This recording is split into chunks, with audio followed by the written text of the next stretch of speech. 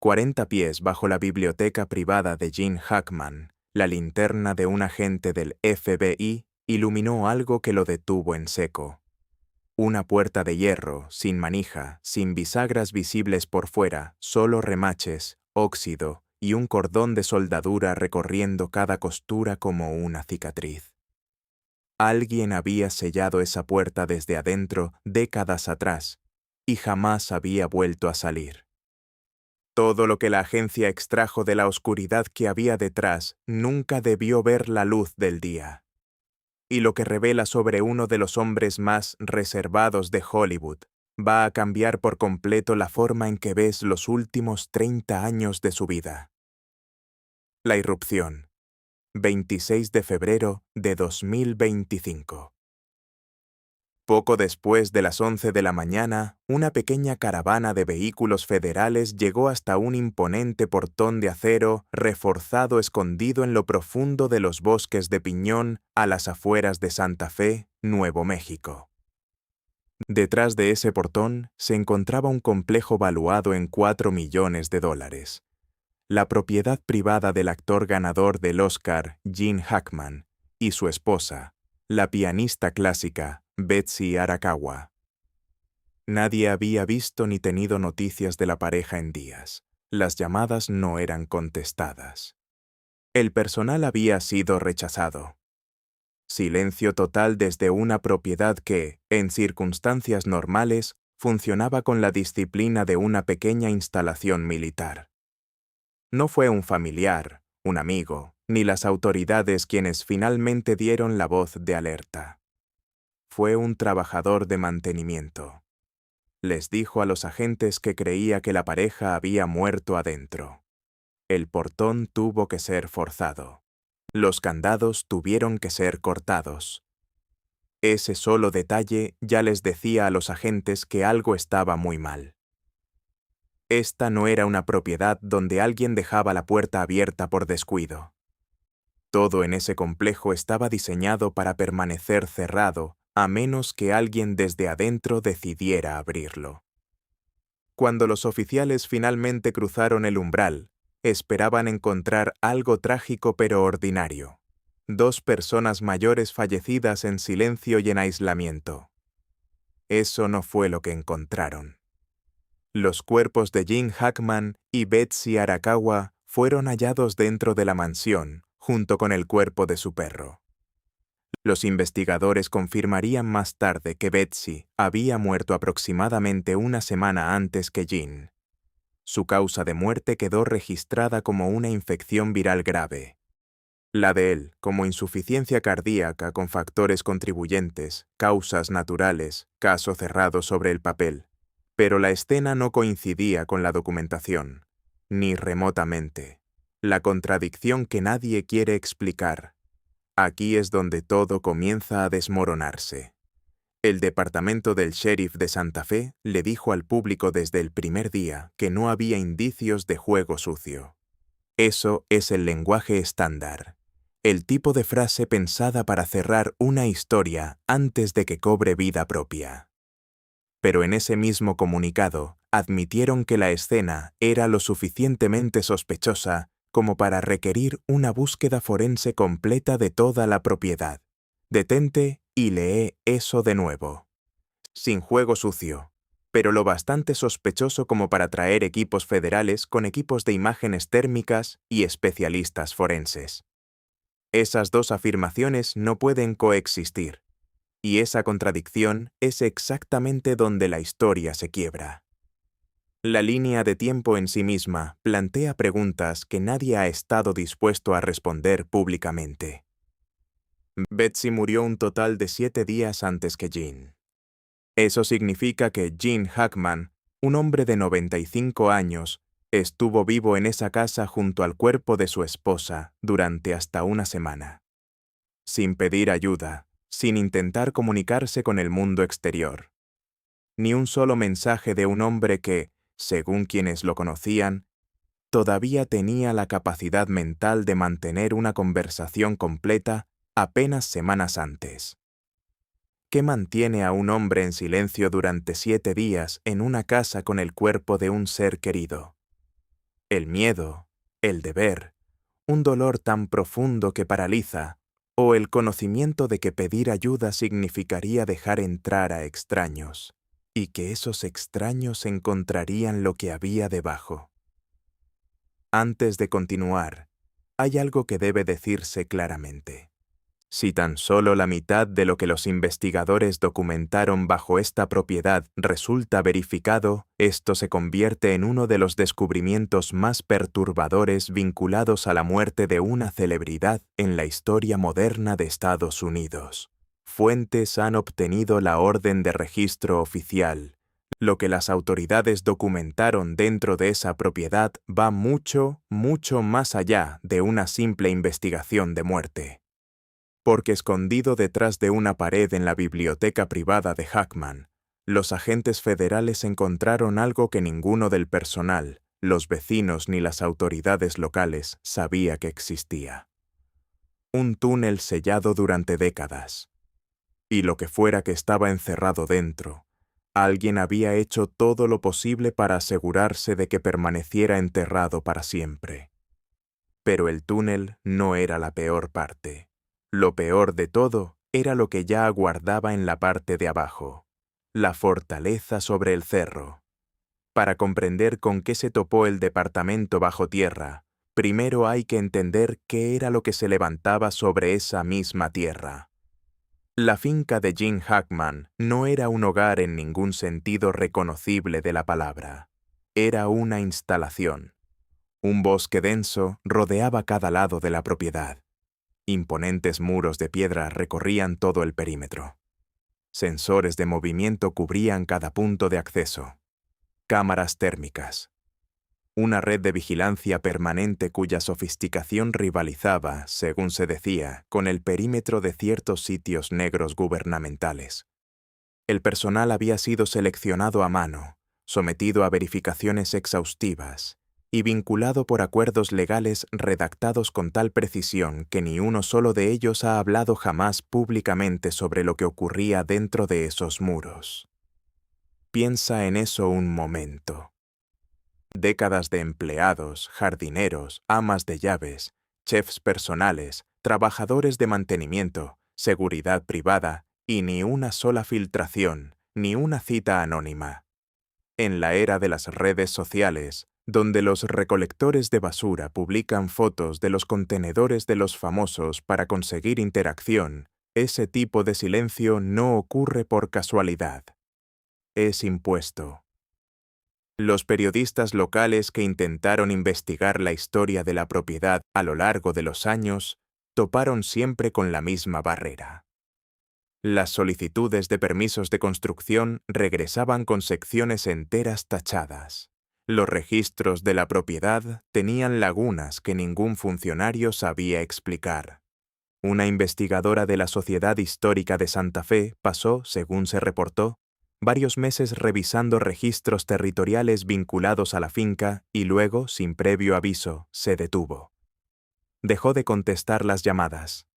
Nunca publicó una sola palabra. Nadie sabe qué encontró ni quién le pidió discretamente que dejara de buscar. Pero una vez que se cruzaban esas puertas, el interior resultaba asombroso. Pasillos cubiertos de obras maestras originales. Muebles que databan de siglos atrás, piezas que supuestamente habían pertenecido a la realeza europea. Arañas de luces que se rumoreaba habían colgado en los salones de antiguos palacios. Jardines repletos de especies botánicas tan raras que existen en menos de una docena de ubicaciones documentadas en todo el mundo.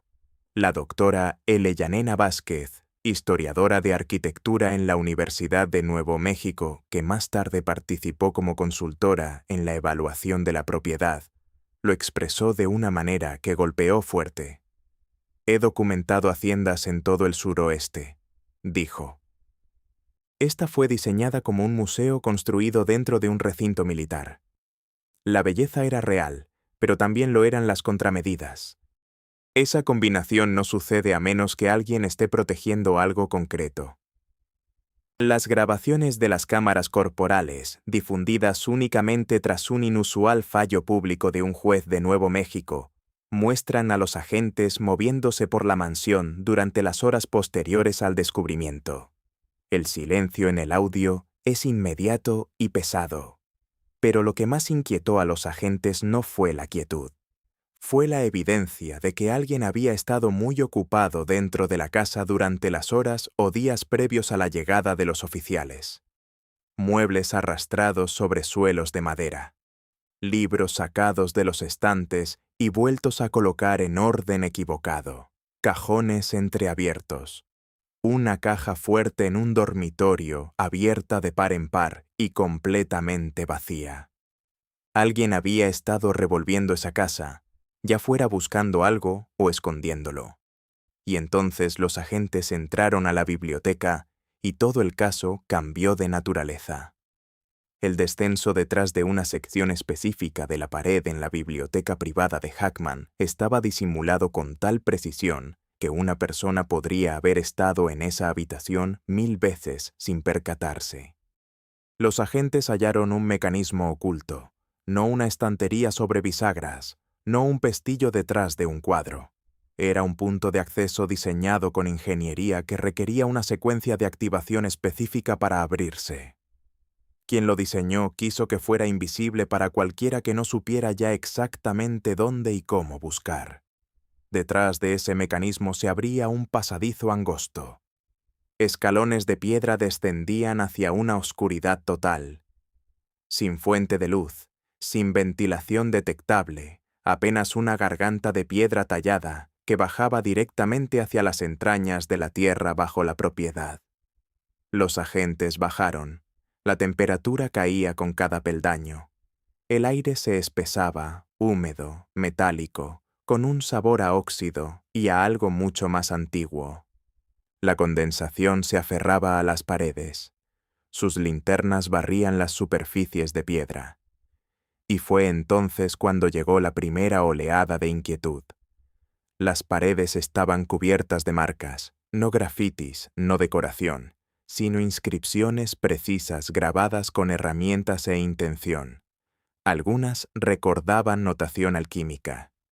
Otras parecían más bien planos técnicos de dispositivos y mecanismos que, en términos lógicos, no deberían haber existido en la época en que ese túnel fue construido originalmente. En una sección de la pared había algo que parecía el esquema de una máquina sin equivalente moderno alguno. Engranajes, cámaras, conductos dispuestos en configuraciones que un técnico forense describió más tarde en sus notas como ingeniería venida de ninguna parte. Y la propia construcción contaba su propia historia. Cerca de la entrada a la biblioteca, la mampostería era limpia, trabajo de mediados del siglo XX, materiales industriales, refuerzo de hormigón colado, bordes rectos cortados a máquina. Pero cuanto más profundo descendían los agentes, más rugosas se volvían las paredes, juntas talladas a mano, refuerzos primitivos, marcas de herramientas propias del pico y el cincel, no de ninguna herramienta eléctrica. Marcus Develin, ingeniero estructural que analizó fotografías filtradas del interior del pasaje para una evaluación independiente, estimó que las secciones más profundas podían tener más de 100 años, posiblemente bastante más. «Esto no fue construido por el propietario de la casa», dijo Develin en una entrevista que más tarde fue suprimida por solicitud legal. La sección superior fue renovada, modernizada, reforzada, pero el núcleo de este túnel ya estaba aquí. Hackman simplemente se instaló en él. Lo heredó. Luego llegaron a la cámara, un vasto espacio subterráneo congelado en el tiempo. Cajas de madera antiguas apiladas contra las paredes. Algunas se habían derrumbado con los años, derramando su contenido sobre el suelo de piedra. Documentos amarillentos, objetos metálicos oxidados, artefactos que no correspondían a ninguna época ni origen identificable. Un agente levantó la tapa de una caja cubierta de polvo y encontró fotografías. Frágiles, con los bordes curvados, rostros que nadie reconocía, vestidos con ropa de hacía un siglo. Algunas fotos mostraban lo que parecían reuniones clandestinas en habitaciones sin ventanas. Otras capturaban lugares, edificios, espacios subterráneos que no corresponden a ningún sitio conocido en los registros oficiales. En una imagen, un grupo de hombres rodeaba una mesa cubierta de mapas. Sus expresiones eran tensas. Una sola bombilla cenital proyectaba sombras duras sobre sus rostros. En el reverso de la fotografía, alguien había escrito una fecha con tinta cuidadosa: 1937, y junto a ella, una sola palabra en un idioma que todavía no ha sido identificado. Junto a las fotografías había carpetas encuadernadas en cuero repletas de fechas cifradas, nombres tachados y pasajes que describían eventos que parecen haber sido borrados deliberadamente del registro histórico. Algunas páginas estaban parcialmente quemadas. Alguien había intentado destruirlas y luego se había detenido, ya fuera voluntariamente o porque fue interrumpido. Otros documentos llevaban marcas de agua e insignias vinculadas a organizaciones que fueron oficialmente disueltas hace décadas. El volumen total del material era abrumador. Los agentes estimaron que catalogar por completo lo que estaba almacenado en esa cámara podría llevar años, quizás una década entera de trabajo cuidadoso de conservación realizado por un equipo de especialistas trabajando en turnos. Algunas hojas eran tan frágiles que comenzaban a desintegrarse en el momento en que una mano enguantada las tocaba. Otras páginas, selladas dentro de portafolios de cuero aceitado, parecían haber sido escritas la semana anterior. La diferencia en la calidad de conservación sugería que quien accedió por última vez a la cámara sabía perfectamente qué materiales eran prescindibles y cuáles no. Entre los objetos recuperados había 3 libros de contabilidad distintos escritos en una mezcla de latín, francés y un guión no identificado que los lingüistas han declinado hasta ahora caracterizar públicamente. Había mapas que mostraban el suroeste americano con fronteras y patrones de asentamiento que no coinciden con ninguna época histórica registrada. Había viales de vidrio sellados, con contenido desconocido, empaquetados en paja. Y también había, según un registro de evidencias filtrado, 2 objetos descritos únicamente como instrumento no identificado, no abrir. Pero aquí viene la parte para la que nadie estaba preparado. Las fotografías, los documentos, las cajas, todo eso era simplemente perturbador. Lo que aguardaba al fondo de esa cámara, detrás de todo lo demás, era algo de un orden completamente distinto. La puerta que no se abre. En lo más profundo de la pared trasera de la cámara, más allá de las cajas y los archivos dispersos, las linternas de los agentes la encontraron. Una puerta de hierro embutida a ras en la piedra, sin manija por fuera, sin bisagras visibles, solo una superficie de acero corroído con marcas de soldadura recorriendo cada costura. Alguien había sellado esa puerta desde adentro y se había asegurado de manera absoluta de que permaneciera sellada. La cerradura no estaba diseñada para impedir el acceso de personas. Estaba diseñada para retener algo dentro. El FBI no ha dicho nada públicamente sobre lo que hay detrás de esa puerta, absolutamente nada. Sin comentarios oficiales, sin filtraciones, sin declaraciones anónimas a ningún periodista. En una época en que documentos clasificados aparecen en servidores de Discord y grabaciones de vigilancia interna aterrizan en redes sociales a pocas horas de un incidente, ese nivel de contención no ocurre por accidente. Requiere una supresión activa y sostenida. Y eso te dice algo muy importante sobre lo que la agencia tiene entre manos. Ahora bien, aquí es donde todo se vuelve todavía más extraño. El suelo de la cámara no era simplemente piedra polvorienta. Estaba recubierto de patrones circulares, diseños intrincados y deliberados que, vistos desde arriba, se asemejan a mapas celestes. Cartas estelares talladas en el suelo por alguien que sabía exactamente lo que estaba haciendo. No eran aleatorias ni decorativas. Esos patrones correspondían a alineaciones astronómicas específicas, constelaciones, posiciones planetarias, trayectorias orbitales, todo dispuesto con una precisión que requeriría conocimientos matemáticos avanzados e instrumentación cuidadosa. Quien los talló no estaba adivinando, estaba cartografiando algo o marcando algo para alguien que llegaría después y sabría cómo interpretarlo. Las herramientas recuperadas de los cajones resultaban igualmente desconcertantes.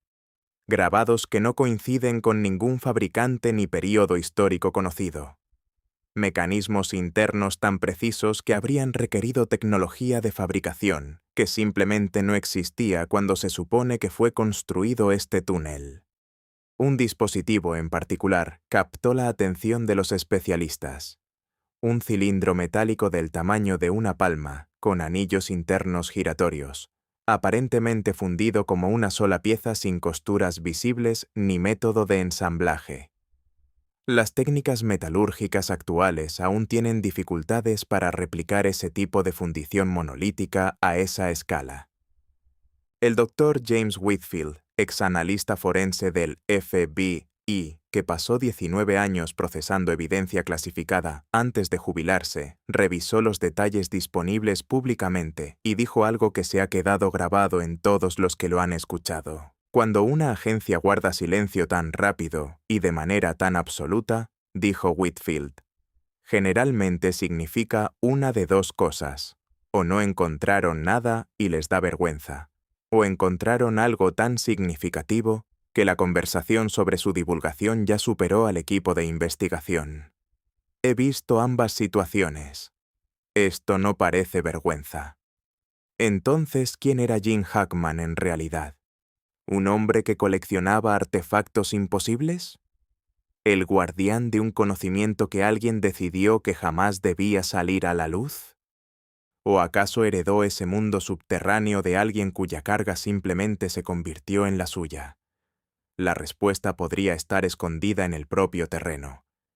Y podría explicar por qué él y Betsy jamás lograron salir de esa casa con vida. El punto cero. La tierra bajo Santa Fe. El suelo debajo del norte de Nuevo México no es lo que la mayoría de la gente imagina cuando piensa en galerías de arte y atardeceres en el desierto.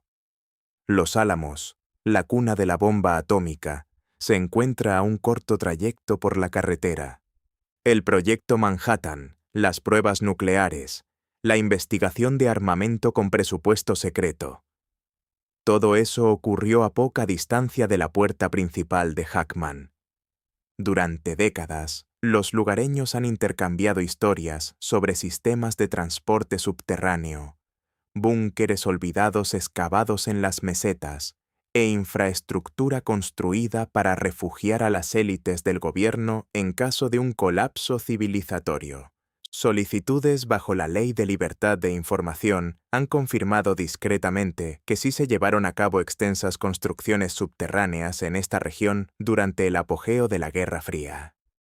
¿Qué tan extensas exactamente sigue siendo información clasificada? Pero el consultor retirado del Departamento de Energía Richard Payne, quien trabajó en evaluaciones de instalaciones en el norte de Nuevo México durante la década de los 90, ofreció un resumen escalofriante en una entrevista grabada. Hay sistemas bajo esas mesetas que fueron construidos para sobrevivir a la superficie, dijo Payne. Algunos fueron dados de baja, otros fueron sellados y algunos simplemente cayeron en el olvido, desconectados de todo mapa oficial, de todo registro clasificado. Simplemente desaparecieron. Y aquí está la pieza que no deja de moverse. La puerta de hierro al final del túnel de Hackman no era simplemente decorativa. El acero era de grado militar. El espaciado de los remaches coincidía con técnicas de construcción documentadas en instalaciones gubernamentales de alta seguridad levantadas durante los años 50. Si aquello hubiera sido una bodega de vinos o un almacén de raíces, nadie lo construye como una cámara acorazada. Si se trataba de un ramal olvidado de una red gubernamental mucho más extensa que se ramificaba silenciosamente bajo la región, Eso cambia por completo la escala de lo que estamos analizando. Los vecinos siempre sintieron que algo no estaba bien. Margaret Callaway, propietaria del terreno colindante con la finca durante 22 años, aún recuerda los sonidos. Vibraciones de baja frecuencia a las 2 o 3 de la madrugada. No eran las tuberías, ni la calefacción, declaró.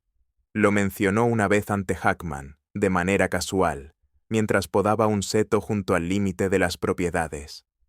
Él le lanzó una mirada que, según ella, sigue rondándole la cabeza por las noches, y le dijo simplemente: «Hay cosas que es mejor dejar bajo la superficie». Ella se rió en aquel momento. Ya no se ríe. Al principio, él supuso que se trataba de actividad sísmica menor.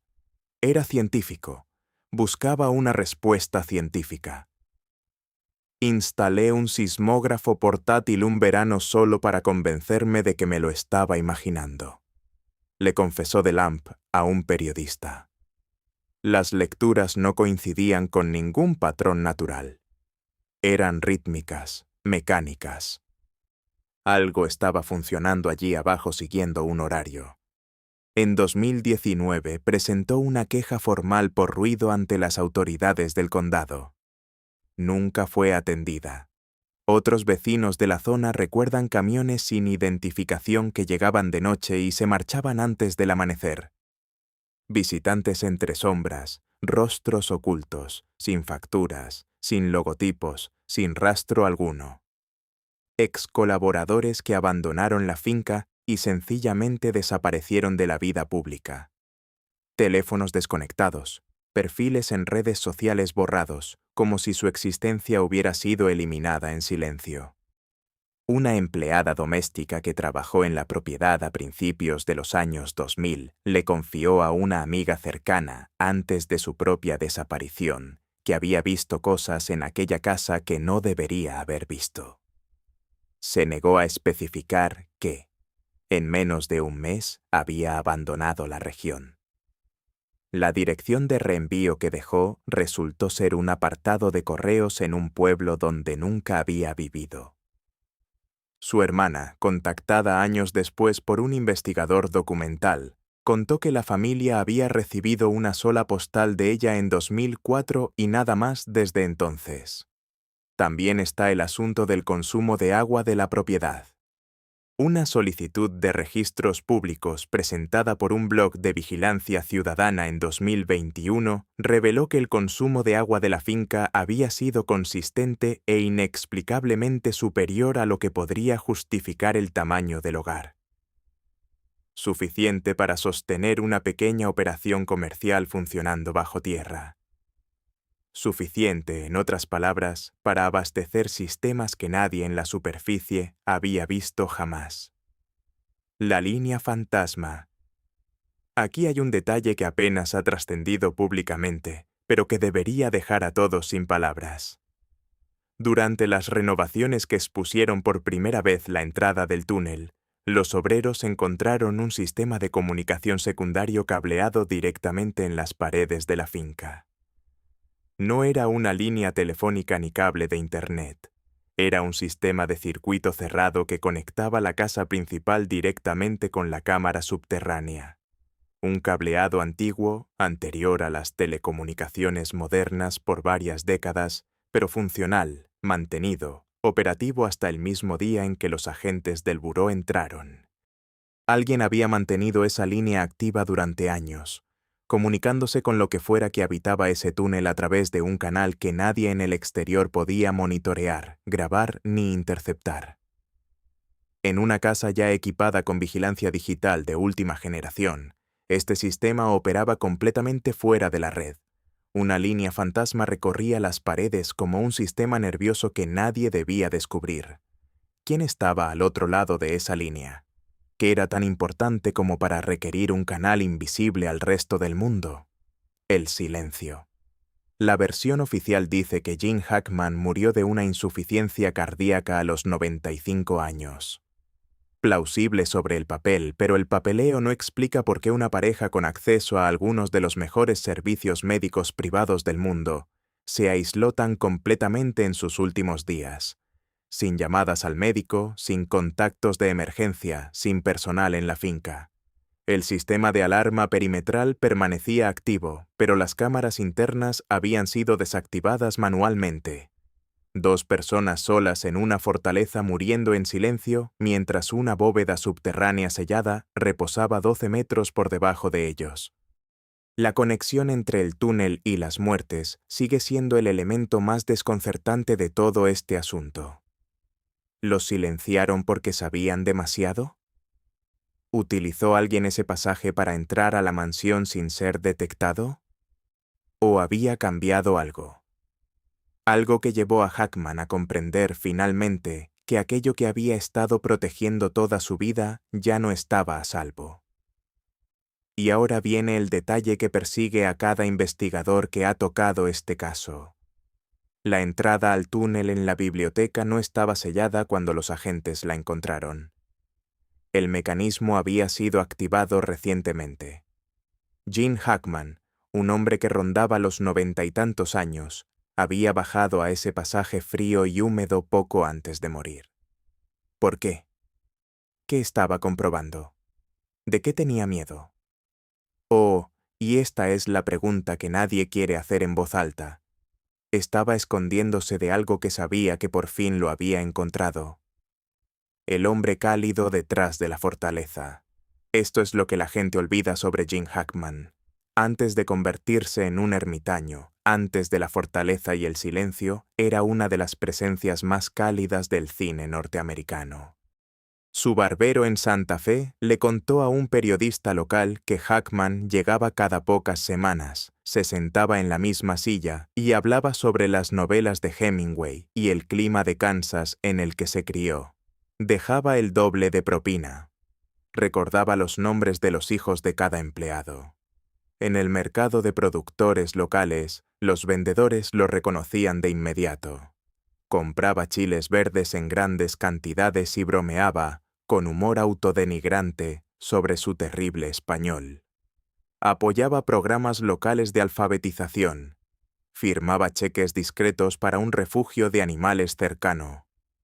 No era un hombre que eligiera el aislamiento porque no le gustara la gente. Lo eligió porque algo lo llevó a sentir que no tenía otra opción. Ahora, sabiendo lo que había debajo de su casa, esa decisión adquiere un peso que antes nunca tuvo. Desde la conexión francesa hasta el enemigo del Estado, Hackman pasó su carrera interpretando a hombres atrapados dentro de conspiraciones de las que no podían escapar. Agentes federales, los paranoicos vigilantes de Coppola en La Conversación, reporteros, investigadores, denunciantes, hombres atrapados dentro de instituciones más grandes y antiguas de lo que jamás imaginaron. Quizás nada de eso fue alguna vez solo actuación. Quizás él entendía algo que el resto de nosotros solo observaba desde afuera. ¿Qué viene después?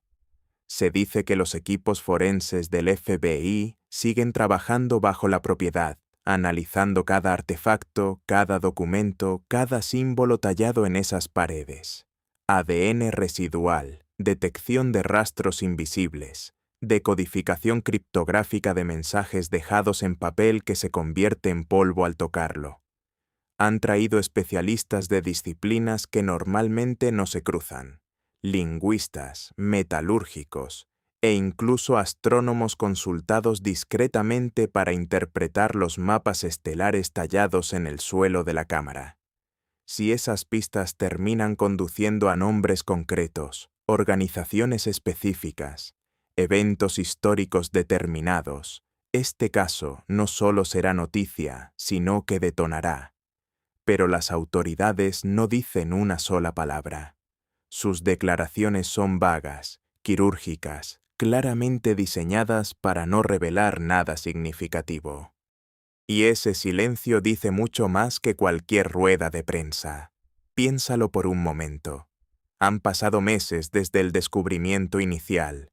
En cualquier investigación normal, algo se filtra. Hallazgos preliminares, fuentes anónimas, informaciones extraoficiales compartidas con periodistas. En este caso, nada. Cero. El bloqueo informativo alrededor de ese túnel es más hermético que cualquier cosa relacionada con las propias muertes, lo cual significa que lo que hay ahí abajo no es solo históricamente significativo. Es operativamente sensible. Alguien, en algún lugar, tomó la decisión de que el contenido de esa cámara sigue siendo lo suficientemente peligroso hoy en día como para justificar una contención total. No en 1950, no durante la Guerra Fría. Hoy. Las puertas que nunca debieron abrirse. Bajo las mansiones de los poderosos, bajo los bosques, las montañas, los pueblos tranquilos que creemos conocer, existen puertas que nunca estuvieron destinadas a abrirse. Gene Hackman custodiaba una de esas puertas desde hacía décadas. Construyó toda su existencia en torno a ella. Los muros, las cámaras, el silencio, los acuerdos legales, el personal que desaparecía, el aislamiento total. Cargó con ese peso desde la cima de su carrera hasta los últimos días de su vida. Lo cargó a través de los Oscar y de las giras de prensa. Se la llevó consigo hasta la jubilación, cuando cambió la actuación por la pintura y las novelas tranquilas. Se la llevó durante la última semana fría de su vida, cuando se sentó solo en su fortaleza junto al cuerpo de su esposa y tomó la decisión de no descolgar el teléfono. Y ahora ya no está. La última persona que conocía cada pasillo de ese túnel, cada caja en esa cámara, cada marca en esas paredes ha desaparecido. Y lo que sea que había detrás de esa barrera de hierro soldado a 12 metros bajo su biblioteca, ya no es suyo para proteger. La pregunta no es si el FBI sabe lo que hay ahí abajo. Lo saben. La pregunta es, ¿qué podría ser tan peligroso, tan desestabilizador, tan profundamente amenazante para todo lo que creemos saber sobre este mundo, que preferirían no decir absolutamente nada antes que contarle al público lo que encontraron detrás de esa puerta? ¿Qué crees tú que hay detrás? ¿Era Hackman el último guardián de algo enterrado mucho antes de que él naciera? ¿O era su prisionero final, cumpliendo una condena que heredó el día en que giró la llave por primera vez? Deja tu teoría en los comentarios, porque los leo todos, y cada uno. Y si quieres estar aquí en el momento en que aparezca la siguiente pieza de esta historia, dale al botón de suscribir antes de seguir desplazándote. En algún lugar detrás de una puerta de hierro en el desierto de Nuevo México, algo sigue esperando. Ha estado esperando a través de guerras, de presidencias, del ascenso y la caída de imperios que se creyeron eternos. Ha esperado en silencio bajo las botas de los hombres que construyeron la bomba atómica a pocos kilómetros de allí. Esperó bajo las ruedas de cada camión sin identificación que subió por ese camino después de medianoche. Esperó bajo uno de los rostros más reconocibles del cine estadounidense durante casi 30 años. Y el silencio, resulta, jamás ha sido lo mismo que la seguridad. Nos vemos en el próximo.